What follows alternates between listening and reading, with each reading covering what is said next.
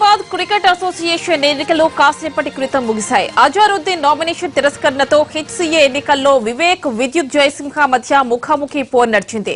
6 పదవుల కోసం 18 మంది పోటీ పడ్డారు. 10 గంటలకు ప్రారంభమైన పోలింగ్ మధ్యాహ్నం 2 గంటలకు ముగిసింది.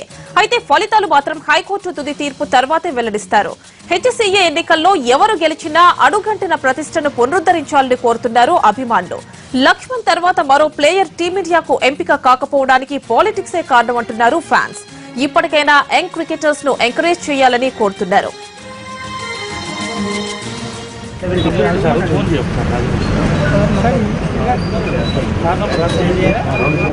इंडिया सीमेंट्स का देखिए, India cement is there Rangareddy district number 148 crown Rangareddy here 145 number ला నిన్నది 145 లో ఉన్నది బన్గా దేతే 145 లో 145 देखिए क्राउन सर आपका नंबर बोलना क्राउन ना नीदी प्लीज ना ఆయన हां 140 रंगारेड्डी का नहीं है रंगारेड्डी का वो सारी ले दीजिए सर 5 मिनट लेने का शॉर्ट राइट 134 में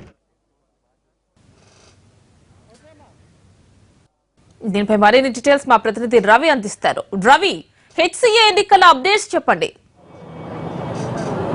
యామ్ని కొద్దిసేపటి క్రితమే హెచ్సీఏ ఎన్నికలు ప్రశాంతంగా పూర్తయ్యాయి. దాదాపు ఎన్నో ఆరోపణలు, గందరగోళాలు, కోట్ల చుట్టూ తిరగడాలు, వీటన్నిటి తర్వాత ఎన్నికలు ఎలాంటి వాతావరణంలో జరుగుతాయి అనుకున్నప్పటికీ ఈరోజు ఉదయం ప్రశాంతంగానే ఎన్నికలు ప్రారంభమయ్యాయి. అందరూ ఓటు హక్కును కూడా వినియోగించుకున్నారు. దాదాపు 218 మంది సభ్యులు ఉండగా ఇప్పటికే 200 మంది ఓటు హక్కును వినియోగించుకున్నారు. దాదాపు వివేక్ ప్యానెల్కే భారీ మెజారిటీ వచ్చే అవకాశాలు ఉన్నట్టుగా తెలుస్తుంది. దాదాపు అధికారికంగా ప్రకటించకపోయినప్పటికీ వివేక్ ప్యానెల్ నుంచి సంబంధించినటువంటి వాళ్ళు, వివేక్ బ్రదర్ వినోద్ కూడా వచ్చి తన ఆనందాన్ని పంచుకున్నారు. అయితే ఇప్పటికీ జరుగుతున్నటువంటి ఎలక్షన్ తీరుపైన కొంతమంది మండిపడుతున్నారు. ఎలక్షన్ సక్రమంగా జరగట్లేదు, ఒక కింది స్థాయి కోర్టు ఆదేశాల ప్రకారం ఏ విధంగా నిర్వహిస్తారని చెప్తున్నారు. ప్రస్తుతం మనతో పాటు Telangana sports authority chairman Venkateswara Reddy గారు కూడా ఉన్నారు. సరే, ఇప్పుడు జరుగుతున్నటువంటి ఎలక్షన్స్ ఏ విధంగా జరుగుతున్నాయి, వాటి క్రమం ఏ విధంగా ఉంది, ఈ మొత్తం ఎన్నికలపై మీరేమంటారు? సార్, హైదరాబాద్ క్రికెట్ అసోసియేషన్ ఎన్నికలు ఎట్లా జరుగుతున్నాయో రోజు మనం చూస్తూ ఉన్నాం, పేపర్లో, టీవీలో చూస్తూ ఉన్నాము. వాళ్ళు కొట్లాడుకుంటారు, వాళ్ళ గ్రూపులు మనం చూస్తూనే ఉన్నాము. మాకు ముఖ్యంగా మేము we are bothered about cricket in Telangana cricket క్రీడాకారులను పైకి తీసుకొచ్చి వీళ్ళని రంజీ ట్రోఫీ ఆడిపించి ఇండియాకి ఆడి ఇండియా ఏ టీంకో, ఇండియా బి టీంకో ఆడితే అప్పుడు మేము సంతోషపడతాం. కానీ హైదరాబాద్ క్రికెట్ అసోసియేషన్ గొడవలు గురించి మేము పెద్దగా వాళ్ళ ప్రాబ్లమ్స్ ఉన్నాయి, మేము కాదనట్లేదు. బట్ ఏంటంటే మా ఇంట్రెస్ట్ కూడా ఉంది కనుక మేము చాలా బాధపడుతున్నామండి.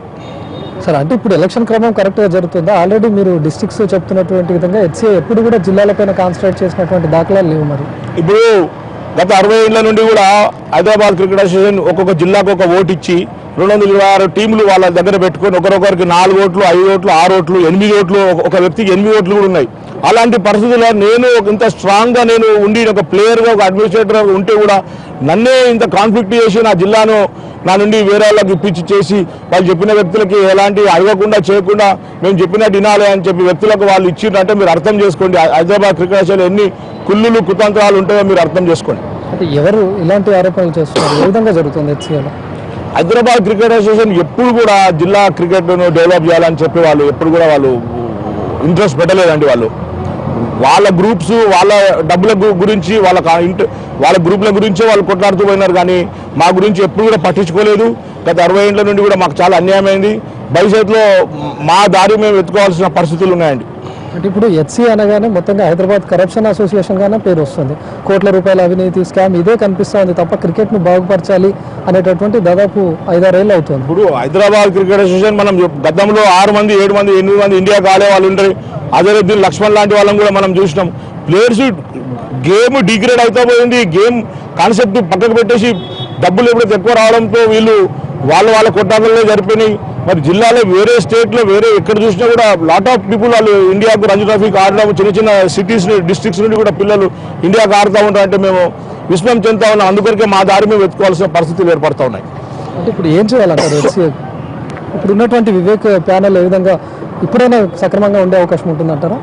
వివేక్ చూడాలి. మళ్ళీ ఇంతకుముందు వినోద్ కూడా ప్రెసిడెంట్గా ఉన్నాడు, వాళ్ళ అన్న కూడా ప్రెసిడెంట్గా ఉన్నాడు, అప్పుడు కూడా పెద్దగా ఏం కాలేదు. మళ్ళీ వివేక్ యంగ్ టర్క్ కనుక ఆయన మనం చేస్తాడా చూడాలి, ఎట్లా దీన్ని ముందుకు తీసుకెళ్తాడో ఆయనతో మాట్లాడి డిస్కస్ చేసి జిల్లా నుండి కూడా క్రికెట్ డెవలప్ కానీ ఆయన ఏం ఆస్కారం మాకేం స్కోప్ ఇస్తుందో చూడాలి. అంటే హెచ్సిఏ అనగానే మేము అవినీతి చేయము, లేకపోతే ఇంతకుముందు ఉన్న వాళ్ళలాగా ₹1,00,00,000 తినము అని చెప్తారు, కానీ క్రీడలను అభివృద్ధి చేస్తాం, జిల్లాల్లో స్టేడియంలు కడతాం అనే మాట ఎందుకు రాదు హెచ్సిఏ అనగానే? ఇప్పుడు ఇంతకుముందు లోదా కమిటీ లేకుండే, ఇంతకుముందు బీసీసీ మీద అజమాయిషీ పెత్తనం లేకుండే, ఇప్పుడు లోదా కమిటీ వచ్చింది, సిఏజీ వచ్చింది. సిఏజీ కూడా ఒక వ్యక్తి ఒక మెంబర్గా ఉంటాడు కనుక లాట్ ఆఫ్ స్క్రూటినీ, ఫండ్స్ గురించి స్క్రూటినీ జరుగుతుంది. ఇంతకుముందు జరిగినంత అవినీతి అక్రమాలు జరగకుండా ఇప్పుడు చాలా స్ట్రైట్గా ముందరకు పోవచ్చు. బట్ మేమేంటంటే వీఆర్ నాట్ బాధడ్ అబౌట్ వీళ్ళ గురించి బాధలేదు. మా జిల్లాలో నుండి పిల్లలు రంజీ ట్రోఫీ కావాలా, ఇలా 10 జిల్లాలుగా 31 జిల్లాలు 32 జిల్లాల నుండి బ్యూటిఫుల్ రంజీ ట్రోఫీ టీం ఏర్పడుతుంది. మేము ఇప్పుడు మాకు అది ఉంది మా మనసులో, మా పిల్లలు ఎట్లా ప్రతి జిల్లా నుండి కూడా రంజీ ట్రోఫీకి ఇండియాకి ఎట్లా ఆడాలనేది మాకు బాగా నాటకపోయింది. అది దాని గురించి మేము సీరియస్గా ఆలోచన చేస్తాం. Thank you. మొత్తంగా ఈరోజు జరిగినటువంటి ఎన్నికలు చాలా ప్రశాంతంగా ముగిసినప్పటికీ దాదాపు వివేక్ ప్యానెల్ విజయం లాంఛనంగా అయిందని చెప్పుకోవచ్చు. అయితే కోర్టు ఆదేశాల ప్రకారమే ఈరోజు ఫలితాలు వెల్లడించాల్సినటువంటి అవసరం ఉంది కాబట్టి ఈరోజు జరిగినటువంటి ఫలితాలన్నింటినీ సీల్డ్ కవర్లో వేసి కోర్టుకు సమర్పిస్తారు. ఆ తర్వాత కోర్టు ఎలాంటి నిర్ణయాలు తీసుకుంటుంది, ఎలాంటి ఆదేశాలు ఇస్తుంది అనే దానిపైన ఈరోజు రిజల్ట్స్ బేస్ చేసుకుని ఉంటాయి. మరి ఈరోజు జరిగినటువంటి ఎలక్షన్స్ తీరన్నింటినీ చూస్తే మాత్రం వివేక్ ప్యానెల్కు భారీ మెజార్టీ దక్కే అవకాశం కూడా కనిపిస్తోంది. మొత్తంగా ప్యానెల్ అంతా ఒక యూనిటీగా ఉండడంతోనే వీళ్లకు పూర్తి స్థాయి మెజారిటీ కూడా లభించిందని చెప్పుకోవచ్చు. కొద్దిసేపటి క్రితమే ఎన్నికల ప్రక్రియ కూడా పూర్తిగా జరిగిపోయింది. మరి ఇప్పటికే జాయింట్ సెక్రటరీ పదవికి వచ్చేసి శేషనారాయణ ఏకగ్రీవంగా ప్రకటించినప్పటికీ మిగతా పోస్టులు ఎవరు గెలుపొందారు అనేటటువంటి వివరాలు మాత్రం పూర్తిగా సిల్క్ కవర్లో వచ్చేసి కోర్టుకు సమర్పించాల్సినటువంటి పరిస్థితి ఉంది. మరి కోర్టుకు ఎప్పుడు వెళ్తారు, కోర్టు ఎలాంటి ఆదేశాలు ఇస్తుంది, ఎప్పుడు ఫలితాలను ప్రకటించమంటుందో మరి వేచి చూడాల్సింది. రైట్ రవి. అటు నిబంధనలకు విరుద్ధంగా హెచ్సీఏ ఎన్నికలు జరుగుతున్నాయని ఆరోపించారు కాంగ్రెస్ సీనియర్ నేత విహెచ్. ఎన్నికలు ముగిసిన తర్వాత అవినీతి భాగోతం మొత్తం బయటపడతారని హెచ్చరించారు. కమిషన్ ఇచ్చినటువంటి రిపోర్టు దానికి విరుద్ధంగా ఎన్నికలు జరుగుతున్నాయి అనేది నా ఉద్దేశం. ఎందుకంటే state election committee or central election committee should be conduct the election. ఇంట్లో కూడా మ్యానిపులేషన్ జరిగితే ఇక క్రికెట్ ఏం బాగుపడుతుందండి? అదే మన ఆంధ్రలో వెరీ గుడ్ క్రికెట్ జరుగుతుంది. మా తర్వాత ఆర్గనైజేషన్ స్టార్ట్ అయింది, Hyderabad cricket association, one of the oldest organization. ఇవాళ ఓల్డెస్ట్ ఆర్గనైజేషన్ లో ఈ విధంగా జరగడం నాకు చాలా బాధ.